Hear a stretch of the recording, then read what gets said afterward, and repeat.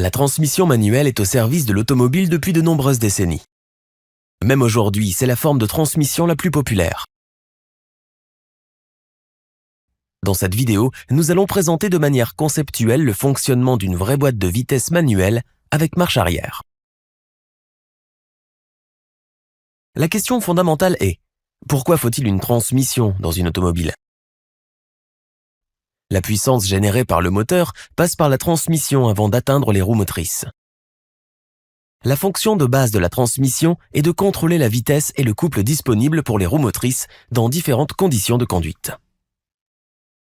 Par exemple, si vous voulez monter une colline, vous avez besoin de plus de couple. En réduisant la vitesse au niveau de la transmission, nous pourrons obtenir un couple plus élevé pour une même puissance absorbée. Inversement, si la demande de couple est faible, nous pouvons augmenter la vitesse de transmission. Examinons maintenant son fonctionnement interne. Les transmissions manuelles fonctionnent sur le principe simple du rapport de transmission.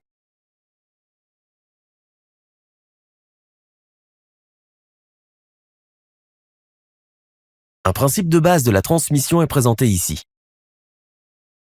On peut y voir que les arbres d'entrée et de sortie sont reliés par un contre-arbre.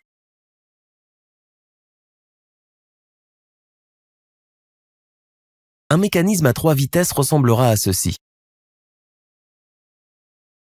En faisant simplement glisser les engrenages, nous pouvons obtenir différents rapports de transmission. Cette transmission est plus précisément appelée transmission à maillage coulissant. Elle est efficace pour contrôler la vitesse, mais elle présente un inconvénient. Il est assez difficile de passer d'une vitesse à une autre.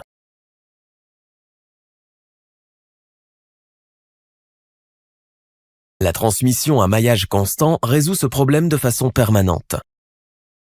Ici, les engrenages sont en permanence en prise, mais il y a une grande différence. Dans ce cas, les engrenages de sortie sont reliés à l'arbre de façon libre.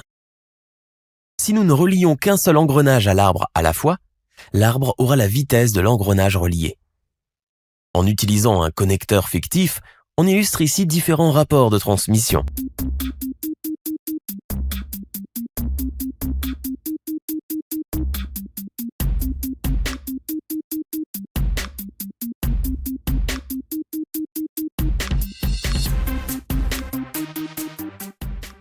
Il est intéressant de noter qu'en 4e vitesse, les arbres d'entrée et de sortie sont directement reliés.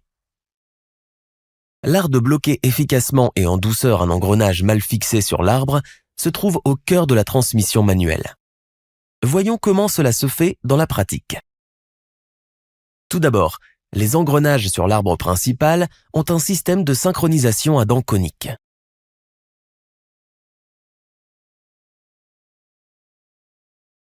Un raccord est fixé sur l'arbre.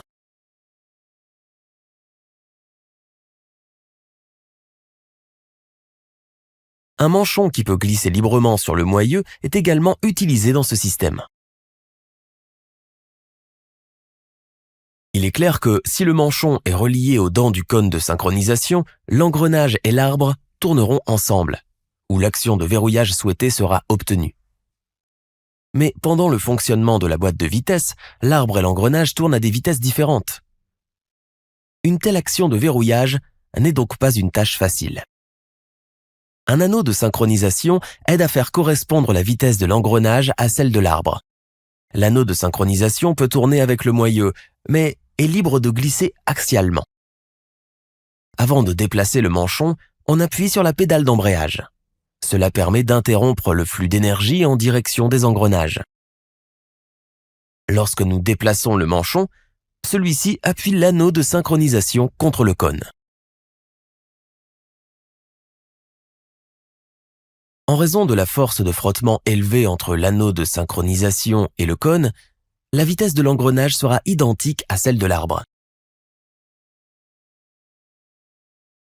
À ce moment, le manchon peut être glissé plus loin et il sera verrouillé avec l'engrenage. Ainsi, l'engrenage se verrouille avec l'arbre de manière efficace et en douceur. Le même mécanisme est utilisé pour passer à d'autres vitesses, telles que la première,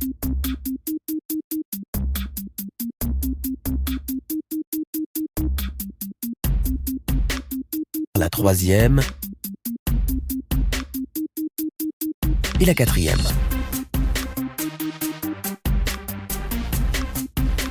Vous pouvez également voir le mécanisme de changement de vitesse.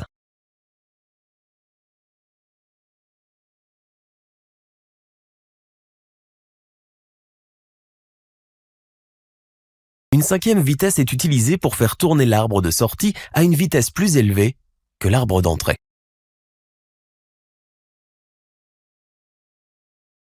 Voyons maintenant comment fonctionne la marche arrière. La marche arrière est assurée par un système à 3 vitesses, comme illustré. Et l'un d'entre eux est le mécanisme de ralenti.